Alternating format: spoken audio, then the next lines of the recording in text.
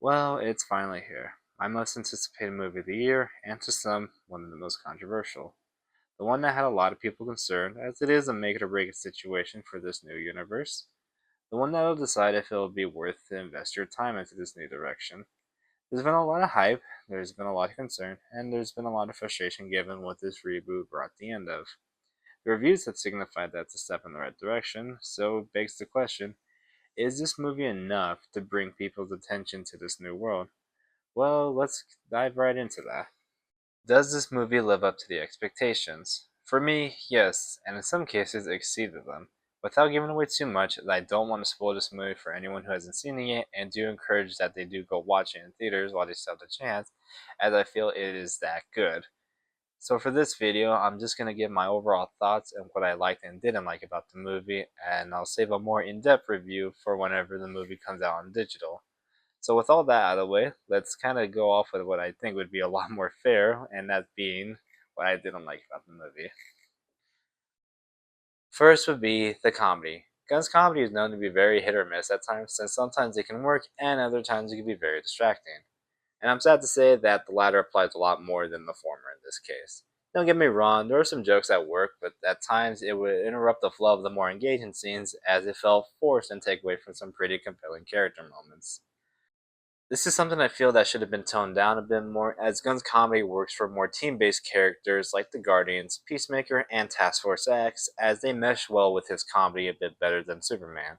That doesn't mean that I don't like a joke in Superman, I just think that the comedy should have been held back a little bit more because the scenes that are allowed to be serious and hit the emotional beats are my absolute favorite of the movie.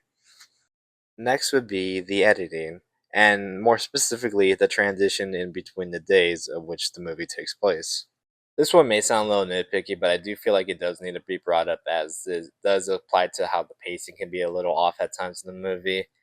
In the movie, when it transitions in between the different days, they sometimes will cut to black, and to me, that's just really awkward considering how the next scene they do afterwards can have a completely different tone to it, and it just makes it a little hard to adjust for it.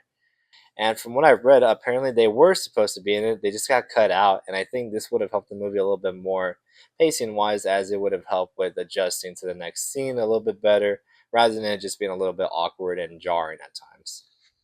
Lastly, would be character screen time. And don't worry, the characters that do deserve the attention do get their due diligence. It's just that this is more reserved for the characters that kind of get less to do than they should have gotten.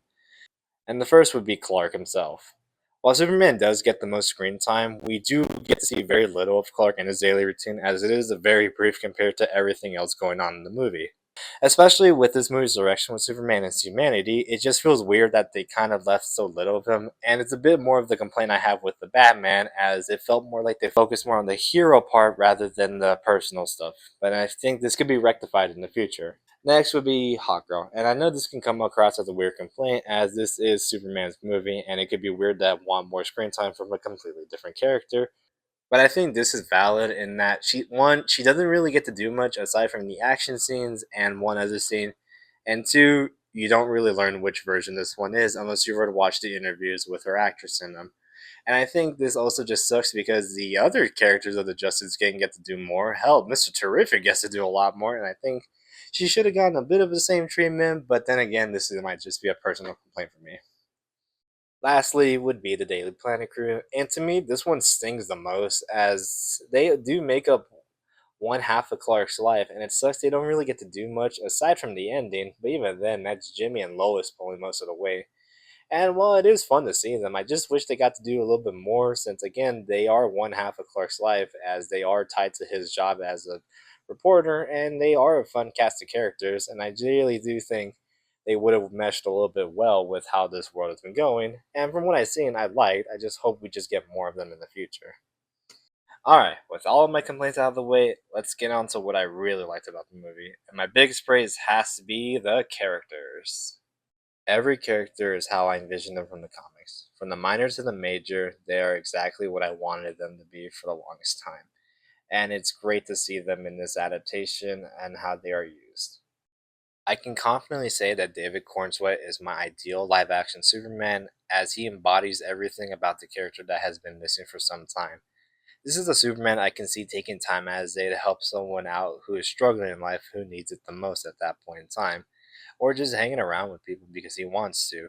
This is a Superman that cares, and this is a Superman that loves all life.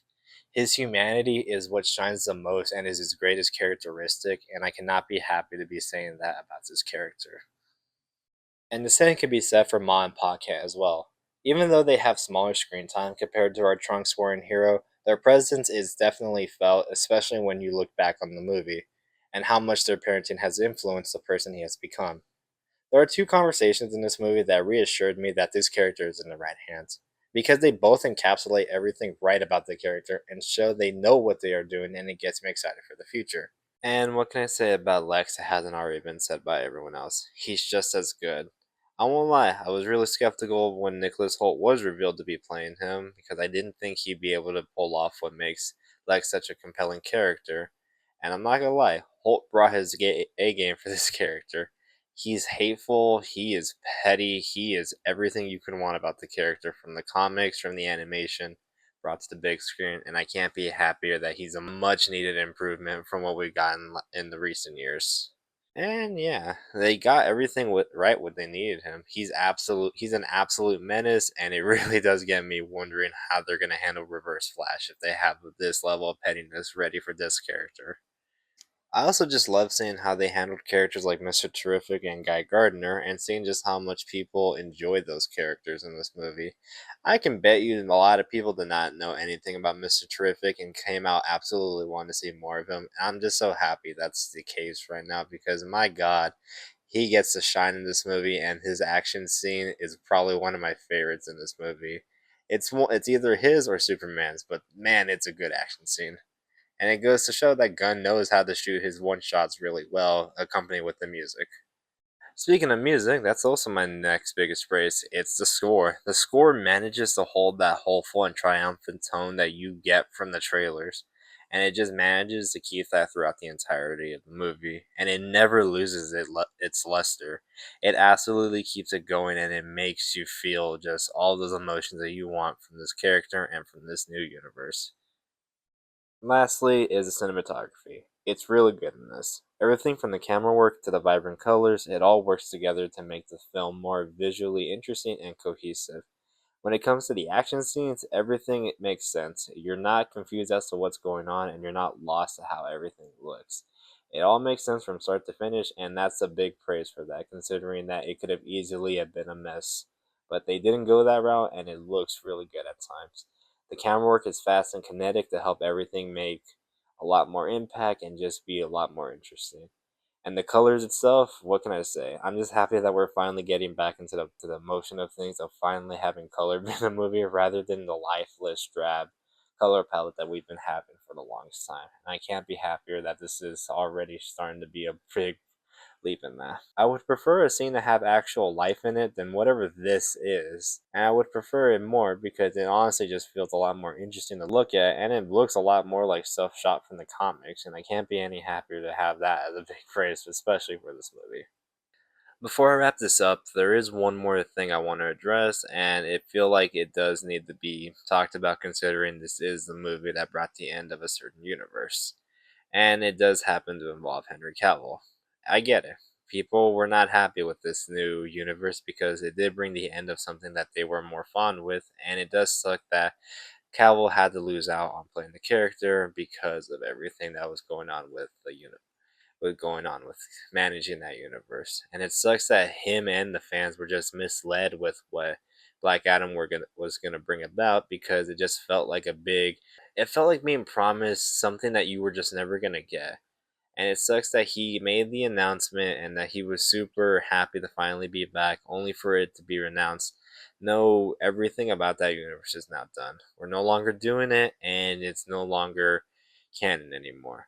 And it's not to say I don't like Calvo, I really do. He is a really good actor, and it just sucks that he doesn't get a good deal half the time. It sucks that he tends to suffer a lot from it, and it does suck that he has to quit some of the stuff he actually likes. And the same can be said for this. He was a massive fan of this character, and he just straight up wasn't given the best deal anyone could have had, and it sucks that he had to suffer for it immensely. I do hope that he does get his chance because this is comics, and multiverse shenanigans aren't foreign to DC of all things. So seeing an alternate universe of him in a later installment isn't impossible, and I would love to see him try it again with a better material.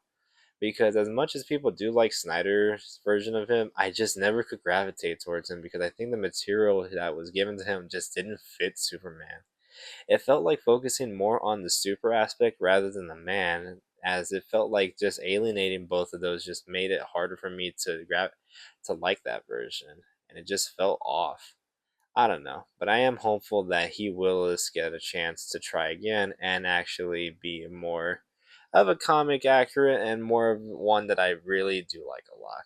I just hope that he just gets a chance because it does suck that he had to suffer from this one as well. And I think if anything, this movie taught us that having hope is a great gift and that there will be some payoff if that's the case.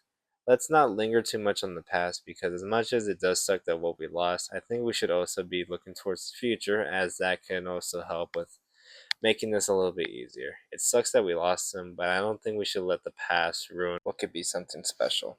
Let's support this because it does look interesting, and I feel like this can bring another wave of people interested in this universe as well as these more obscure and unknown characters. And I'm hopeful that this can bring about more passion and more happiness that this movie did for me for later projects for other people. As for what I would score this movie, an 8 out of 10. Thanks for watching.